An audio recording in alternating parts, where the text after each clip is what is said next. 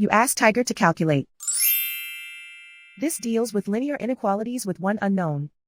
The final result is z greater than -2. Let's solve it step by step.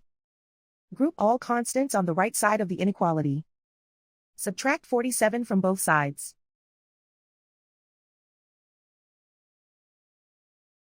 Simplify the arithmetic.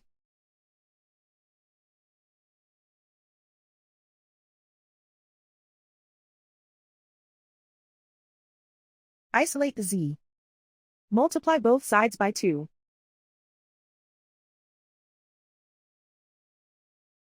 Group like terms.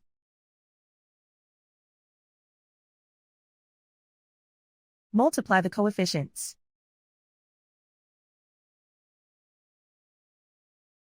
Simplify the fraction.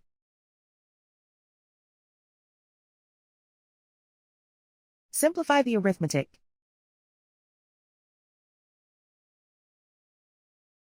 Plot the solution on a coordinate grid.